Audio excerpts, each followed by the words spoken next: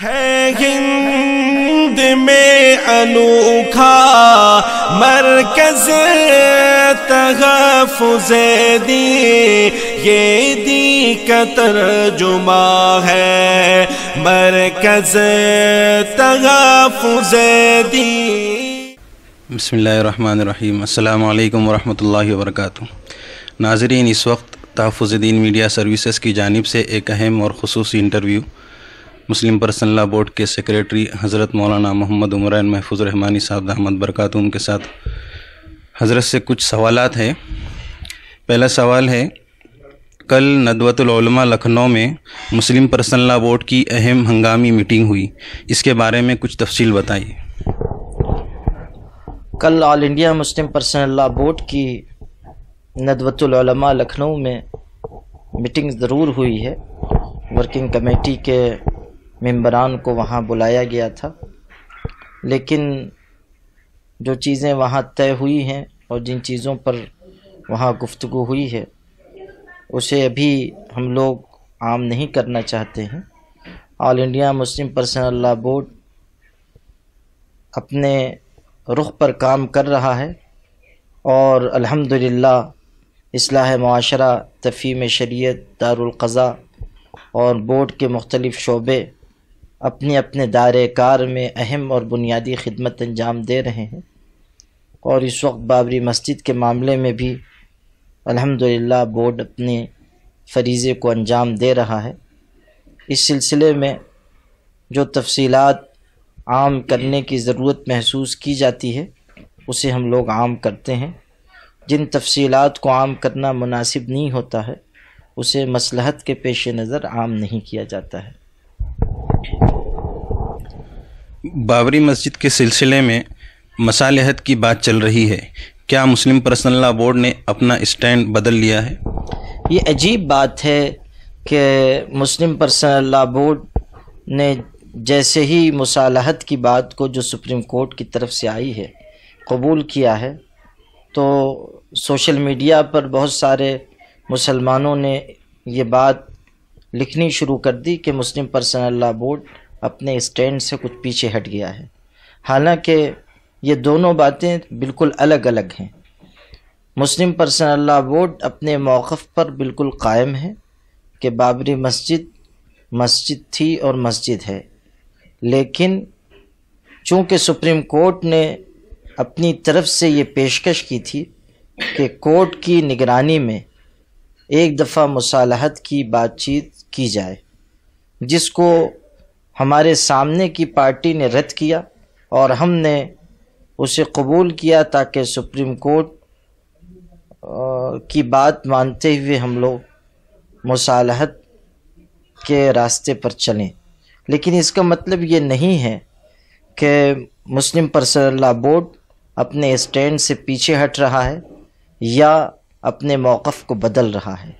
حالات کے دباؤ کے تحت وہ فیصلے بدلا کرتے ہیں جو بدلے جا سکتے ہیں، حالات کے دباؤ کے تحت وہ فیصلے نہیں بدلتے جو اللہ کی طرف سے طے کیے گئے ہیں۔ بعض دانشور کہتے ہیں کہ بابری مسجد چھوڑ دینی چاہیے، آپ اس کے بارے میں کیا کہیں گے؟ یہ مشورے مسلسل دیے جا رہے ہیں اور غیر مسلم بھائیوں کی طرف سے تو یہ بات آتی ہی تھی، لیکن اب ہمارے بعض مسلمان دانشور حضرات نے بھی یہ کہنا شروع کر دیا ہے، اور اس کی دلیل کے طور پر وہ یہ کہتے ہیں کہ اگر ہم ایسا کریں گے تو ہمارے غیر مسلم بھائیوں پر بڑا اچھا اثر پڑے گا، خون خرابے سے بچا جا سکے گا۔ اصل میں یہ بات سمجھنے کی ہے کہ بابری مسجد ملکیت کس کی ہے۔ ہمارا یہ کہنا ہے کہ بابری مسجد اللہ کا گھر ہے اور اسے کسی کو دینے کا اختیار مسلمانوں کو نہیں ہے۔ جو چیز وقف کی ہوتی ہے وہ نہ ہبہ کی جا سکتی ہے، نہ بیچی جا سکتی ہے، نہ خریدی جا سکتی ہے، اور بابری مسجد کے سلسلے میں شروع سے یہی اسٹینڈ رہا ہے کہ بابری مسجد کسی کو دی نہیں جا سکتی۔ یہ کہنا کہ مسجد مصلحت کے لیے شفٹ کی جا سکتی ہے یہ کمزور بات ہے، اس لیے کہ کسی مصلحت کے تحت مسجد کو منتقل کرنا اور مسجد کو کس بت پرستی کے لیے، مندر کے لیے، شرک کے لیے برضا اور رغبت دینا، دونوں میں زمین آسمان کا فرق ہے۔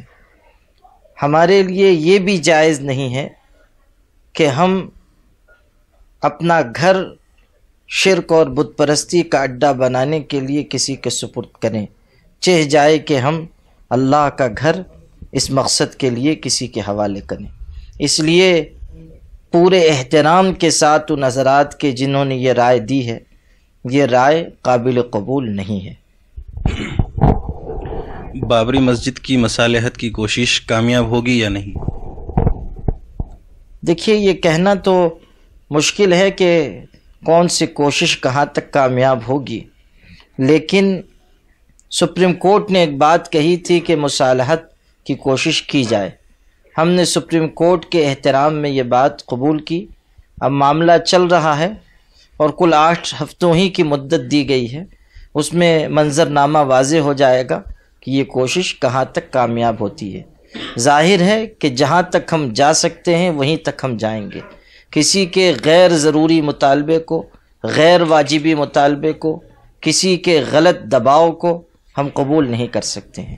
جہاں تک شریعت اور قانون میں گنجائش ہے وہیں تک ہم نرمی اختیار کر سکتے ہیں، اس کے بعد ہمارا وہی موقف ہے جو پہلے بھی رہا ہے۔ سپریم کورٹ نے مصالحت کے لیے جو کمیٹی بنائی ہے، اس میں شری روی شنکر جی بھی ہیں، کیا آپ لوگ ان سے مطمئن ہیں؟ روی شنکر جی کی جہاں تک بات ہے، ان کا رخ اور رویہ بالکل واضح ہے۔ وہ ایک فریق کی حیثیت سے سامنے آ چکے ہیں۔ انہوں نے پہلے بھی یہ کہا تھا کہ بابری مسجد مسلمانوں کو دے دینی چاہیے، پھر انہوں نے یہ دھمکی آمیز جملے بھی کہے کہ اگر مسلمان بابری مسجد نہیں دیں گے تو ہندوستان سیریا بن جائے گا۔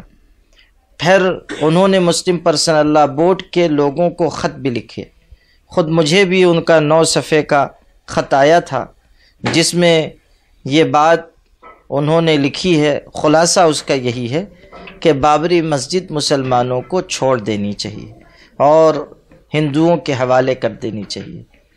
میڈیا میں بھی وہ کھل کر یہ بات کہتے رہے ہیں، مجلسوں میں بھی، جلسوں میں بھی اور ٹی وی کے ڈیبیٹ میں بھی۔ اب اس کے بعد ان کو ثالث کی حیثیت سے اس معاملے میں سامنے لانا تعجب کی بات ہے، لیکن سپریم کورٹ نے چونکہ ان کو ثالث نامزد کیا ہے، اس لیے یہ سپریم کورٹ کی ذمہ داری ہے کہ وہ ان کو ہٹائے۔ ہم نے یہ بات بالکل صاف صاف کہی ہے کہ روی شنکر جی کا مصالحت والی کمیٹی میں ثالث کی حیثیت سے، میڈییٹر کی حیثیت سے پیش ہونا حیرت کی بات ہے، اس لیے کہ وہ میڈییٹر نہیں ہیں، وہ تو خود پارٹی ہیں اور ان کی بات پورے ملک کے سامنے آ چکی ہے کہ مسلمانوں کو یک طرفہ طریقے پر قربانی دینی چاہیے۔ اب یہ سپریم کورٹ کی ذمہ داری ہے کہ وہ اس پر آبجیکشن لے اور ایسے شخص کو نامزد کرے جو مصالحت کے لیے مناسب ہو۔ ہمارا جہاں تک ماننا ہے وہ یہ کہ ان کا اس کمیٹی میں ہونا حیرت کی بھی بات ہے، تعجب کی بھی بات ہے اور دکھ کی بھی بات ہے۔ ہند میں انوکھا مرکز تحفظ دین، یہ دین کا ترجمہ ہے، مرکز تحفظ دین۔